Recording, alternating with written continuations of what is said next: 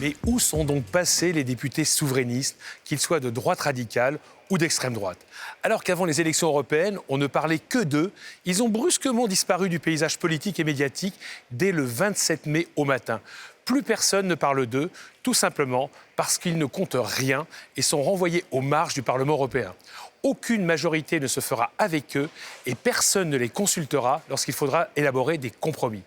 Comme je vous l'avais annoncé ici même, les europhobes et eurosceptiques ont été incapables de s'allier.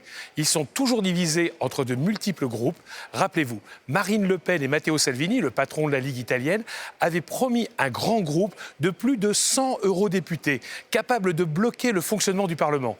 On en est loin. Certes, Marine Le Pen revendique 73 eurodéputés pour son groupe politique ENL, Europe des Nations et des Libertés, bien plus que les 36 du Parlement sortant.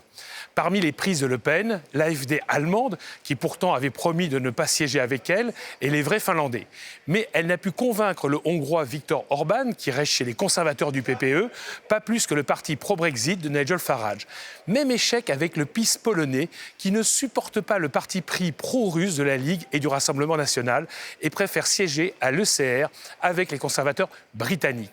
73 députés, c'est pas mal, mais c'est moins de 10% des 751 eurodéputés que compte l'hémicycle. Résumons. Les souverainistes se trouvent donc éclatés entre le PPE, l'ECR des conservateurs britanniques et du PiS polonais, l'ENL de Le Pen et Salvini, le FDD de Nigel Farage, la gauche radicale de la GUE et enfin les non-inscrits. En additionnant tout ce beau monde, cela fait environ un quart de l'Assemblée, un étiage eurosceptique déjà atteint dans le passé. Certes, avec le Brexit, les choses pourraient changer. Le départ des conservateurs et du parti du Brexit de Nigel Farage pourrait fragiliser leurs groupes respectifs. C'est bien là-dessus que comptent Le Pen et Salvini. Mais les divergences politiques qui opposent les souverainistes resteront. Même si l'ENL gagne quelques sièges dans l'affaire, il restera marginalisé. Personne ne veut dîner avec le diable, même avec une longue cuillère.